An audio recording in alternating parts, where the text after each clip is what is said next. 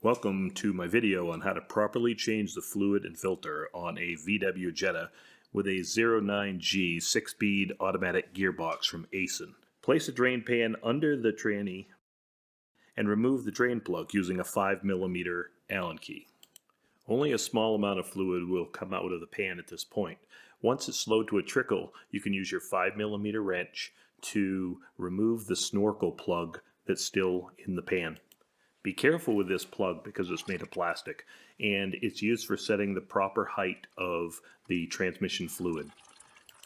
Once the fluid is done draining from the pan, you can use a 10mm socket to remove the 8 bolts around the outside of the pan.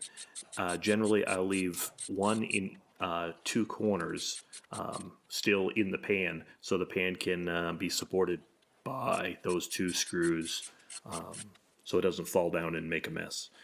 So this transmission is used in a lot of different vehicles. It's used from a 2005 to 2014 Jetta and Rabbits, as well as other makes and model cars like Mini Coopers. Anything, I will leave a description below to let you know how many vehicles this transmission fits. I neglected to tell you at the beginning of this video, the first step you'll want to do is jack up all 4 corners of the car and put them on jack stands. As you're removing this pan, you're going to want to be careful because there will still be oil in it. And as you can see, the oil drips out pretty fast, so keep the pan level when you're removing it. Now the little piece of metal hanging down there is the filter, and I just pointed out the 3 10mm bolts that you'll have to remove to get that filter to come off. Now that filter will have fluid left inside of it, so be very careful when you remove it so it doesn't come down and splash all over the place. The gaskets that hold it in place will be stuck on, so you'll have to wiggle it a little bit in order to have it come off.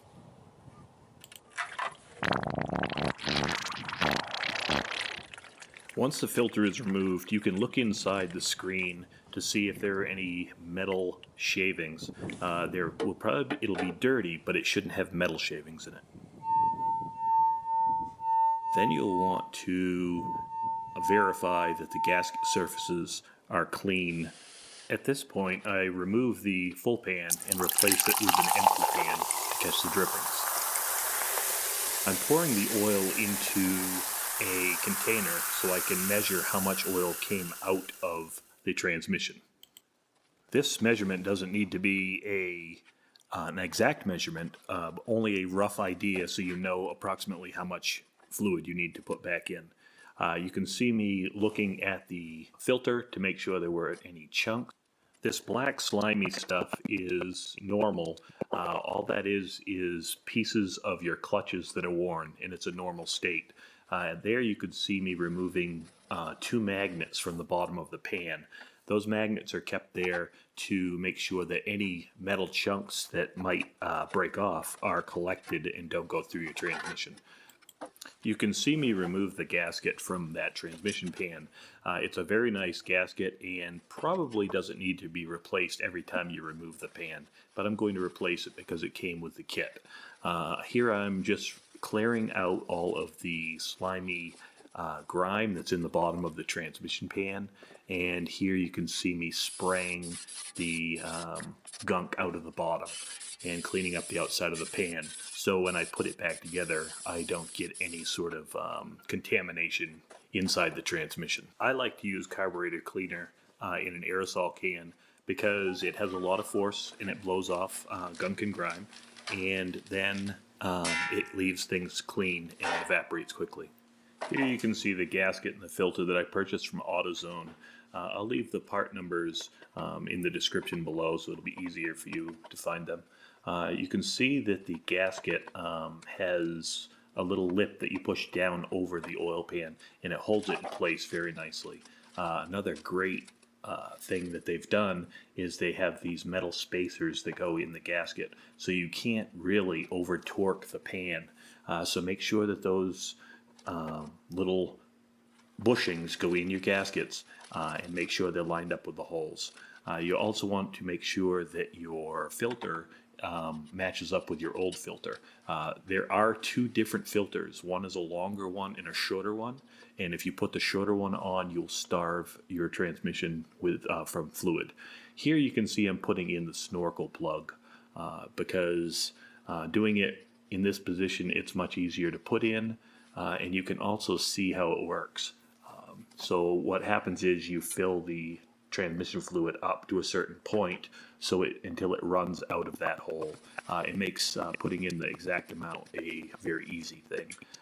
Here you can see that I'm putting the magnets back on the pan, and you'll see some little embossed L shapes right exactly where those magnets go.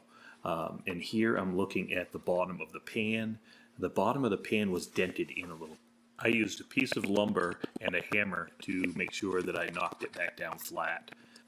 These transmissions are sealed transmissions and they don't have a dipstick, so you need to fill them up through the bottom of the oil drain plug. So here you'll see that I'm using a 1/4 inch NPT by 1/4 inch barb fitting. Instead of going out and buying a kit for $30, I spent $1.50 on this fitting, and I'll show you how we're going to use it in a little while. Now that we have our pan cleaned up, it's time to put our filter back in place. Here you'll see that I'm putting those screws back in place and tightening them up by hand. Then I will tighten them up using a 10mm socket. But I'll be careful not to over tighten them. You will not want to strip them. So once you've done tightening those up, you'll want to make sure that none of the electric plugs or wires are pinched. So just move them around a little bit, make sure they're not pinched, and then give a final wipe down of the solenoid valve. Then you'll lift the transmission pan into place, and you'll put the two corner screws back in place just to hold the pan up, so you can get the other 6 bolts started. Once you have all of the bolts started, you can go ahead and start tightening them up. Again, you will not want to over tighten them, but it's okay to snug them up pretty snug because of those bushings that are in the gasket. At this point, I'm going to give you a word of advice. It's really important to have cleanliness. It would be a very bad thing for you to put this back together, have grit and grime in that pan to introduce right back into your transmission after doing all this work. So be careful and try to stay as clean as possible under here. Now you'll see the process that we used to fill the transmission back up with fluid. I used a 1/4 inch ID vinyl tube, slipped over the barb fitting, and slid inside of the tube on a fluid transfer pump. Phew! So you won't want to pump the transfer pump that hard, or that might happen. So you could put a clamp around it. I did not put a clamp around it. I just pumped a little bit more carefully.